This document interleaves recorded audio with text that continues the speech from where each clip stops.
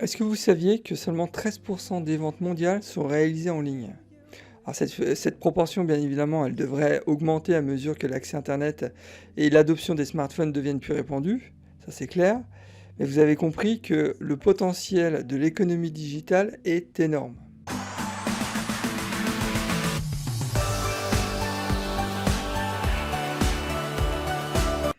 Alors bonjour, c'est Nicolas de la chaîne Mister Dividende, j'espère que vous allez tous bien. Alors aujourd'hui, on va parler d'économie digitale. Alors, il faut savoir que j'ai beaucoup investi en 2020 dans le secteur digital et je vais continuer encore en 2021 à investir massivement. J'ai trouvé 5 raisons principales qui m'ont poussé à placer mon argent dans ces secteurs d'activité. Et aujourd'hui, donc, on va voir tout ça ensemble.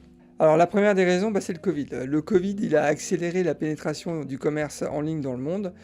Il faut savoir qu'avec l'arrivée du Covid, on voit très clairement que les commerces en physique souffrent énormément et que maintenant les consommateurs s'orientent de plus en plus sur le commerce en ligne. Alors pour profiter du boom du e-commerce, j'ai investi tout simplement dans le leader mondial de l'équipementier en réseau et communication. C'est Cisco. Cisco, c'est une société qui est présente partout dans le monde, qui travaille avec les plus grands, Google, Facebook, Amazon, Apple. Il verse actuellement un dividende, son rendement, je crois qu'il est autour de 3,1%. Je vous invite vraiment à regarder cette société de plus près. C'est une société qu'on verra encore dans 20 ans, ça c'est clair. Vous connaissez, vous commencez à me connaître, j'ai une approche très traditionnelle, très conservatrice dans mes investissements. Donc je vous invite vraiment à jeter un coup d'œil sur Cisco. Alors le second potentiel dans l'économie digitale, ce sont les réseaux sociaux. On note l'influence grandissante des réseaux sociaux depuis 2-3 ans. On le voit encore là, récemment avec l'affaire Twitter et Trump. Clairement, il faut investir dans les réseaux sociaux.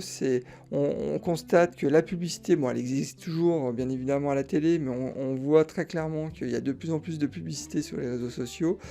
Alors, pour profiter de ce potentiel, j'ai investi dans un outsider. J'ai investi dans Microsoft. Je vais vous expliquer pourquoi. Microsoft a réalisé depuis quelques années qu'il y avait un énorme potentiel dans les réseaux sociaux. Ils ont commencé à investir de manière importante en rachetant LinkedIn il y a quelques années de ça.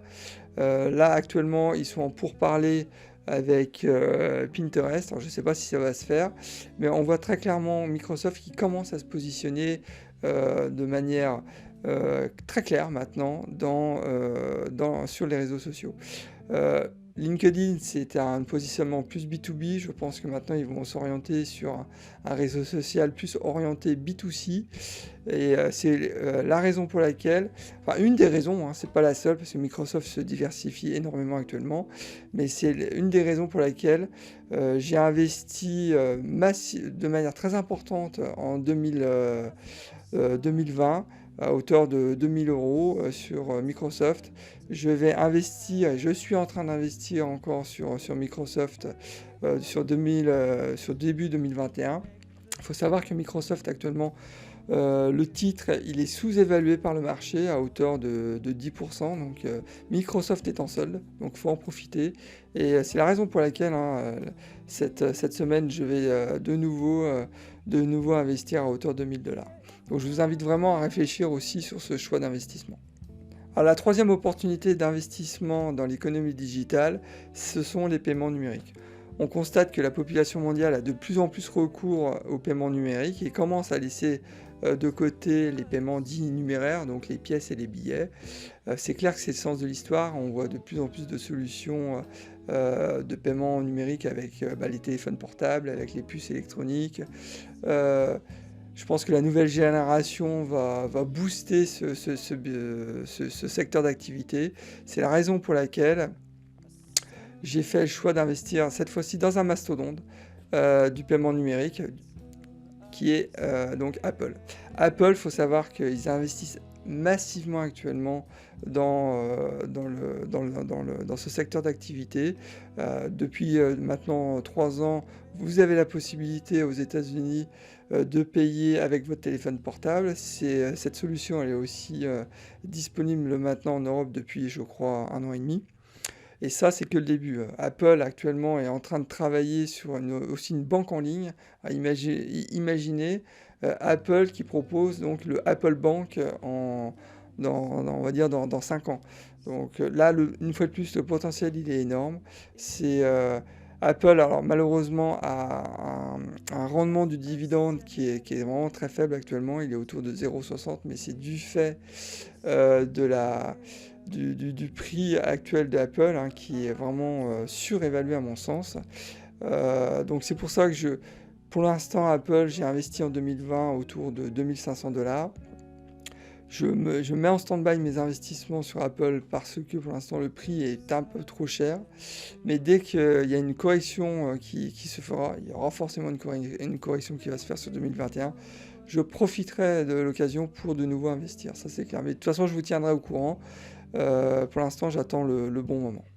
Alors, la quatrième opportunité d'investissement dans l'économie digitale, c'est à mon sens la logistique qui se trouve vraiment au centre de la révolution numérique actuellement. On voit très clairement que il y a de moins en moins de magasins en physique, et c'est vrai qu'avec le Covid, la mutation s'accélère. Mais en parallèle, il y a une demande forte maintenant des clients pour être livrés en 24 heures, voire le jour même. Et pour profiter de cette mutation, il est clair qu'il faut investir dans le spécialiste de la livraison, donc qui est UPS. Donc UPS est très présent dans le B2B, ils sont maintenant depuis 4-5 ans très présents aussi dans le B2C. J'ai pour l'instant pas encore investi dans UPS donc sur 2021. J'attends la bonne occasion là, pour investir dans cette société qui verse un dividende de mémoire autour de 2,5%. Donc je vous invite vraiment à regarder aussi de plus près donc cette société qui a déjà pignon sur rue, hein, très clairement en France. Il n'y a pas beaucoup d'expressistes qui sont présents sur le marché français. Et croyez-moi, UPS a une dimension vraiment internationale. Ils sont présents aussi bien en Europe, mais aussi aux États-Unis.